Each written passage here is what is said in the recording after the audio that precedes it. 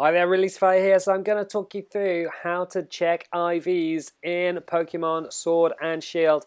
If you're not too sure what IVs are, they're essentially these hidden stats that can determine how high your Pokemon stats can go. And while that doesn't really kick in with any real benefit until you get to the end game, it is worthwhile understanding how you actually check IVs once you do get into the end game. So essentially checking your stats is relatively easy. You just come on into your Pokemon and go into their summary page and move over to the right hand side to see your stats, but that doesn't tell you your IV. You can also do a similar thing in your box, and you can go on any Pokemon and again check on the summary, but like I said, that doesn't tell you the IV, and you won't be able to check IVs until you get to the end of the game and make it through to the Pokeball round of the Battle Tower in Windon, which you'll find right at the very north of the map. So once you've made it to there, start making your way through the Battle Tower fights, which you can start off by talking to this lady in the Battle Tower. You just need to say you want to battle, and then you'll be able to start taking on the battle, single battles or double battles, to move up the tiers.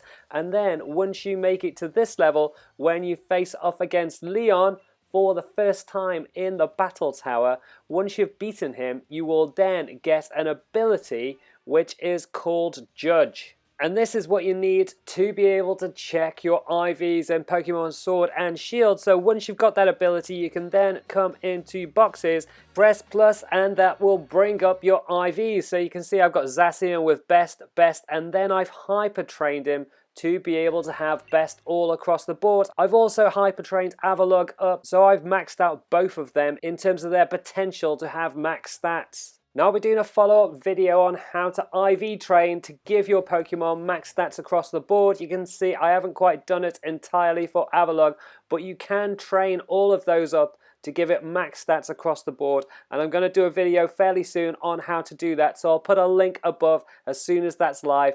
But that's everything that you need to know about how to check IVs here in Pokemon Sword and Shield. Hopefully the video helps you out. If it does, drop me a like below. You can also subscribe to the channel if you haven't already with the links on the left hand side, and hit that bell button if you want to get notifications for all of my videos as they come out. You can see the rest of my guide on Pokemon Sword and Shield with the links on the right hand side. Leave any comments below and I will catch you next time.